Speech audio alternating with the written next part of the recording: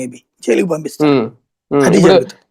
అంటే తీసుకున్న ఆస్తుల మీద టీటీడీకి రాసి అవి ఆల్రెడీ వెనక్కి ఇవ్వరు. ఎంక్వైరీ ఉండదు. ఇక అందులో ఎంక్వైరీ చేయడానికి ఏముందని, ఇప్పుడు 9 నోట్లతో దొరికాడండి, ఏం చేస్తారు ఇందులో ఎంక్వైరీ?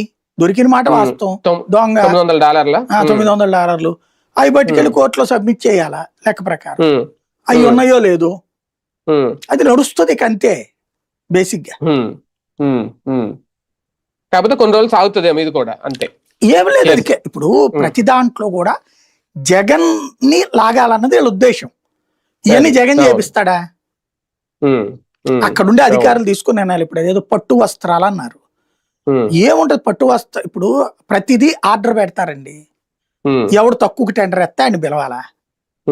పట్టు వస్త్రంలో పట్టు ఒరిజినల్ అయితే కనుక ఇప్పుడు వీళ్ళు నెయ్యి గురించి చెప్పేవాళ్ళు ఇదివరకు గుర్తుందా? 3,500 4,000 అవుతుంది ఒరిజినల్ నెయ్యి అయితే, వీడు 300కి ఎట్టొచ్చిందని. ఇప్పుడు ఎంత కొంటున్నారేంటి వీళ్ళు?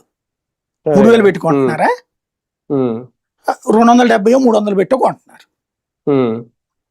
ఎక్కడి నుంచి ఉంది ఇక్కడ న్యాయం?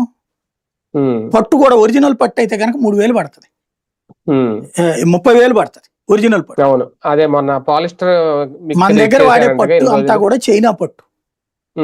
ఇప్పుడు మనకు 5,000 రూపాయలకి పట్టు చీర అంటారు మహిళలకి, ఎగబడి కొంటారు. ఏంది అది 5,000 రూపాయలకి పట్టేట్టొద్ది? కంచి వాళ్ళని వెళ్ళి అడగండి ఒరిజినల్ పట్టు వాళ్ళని.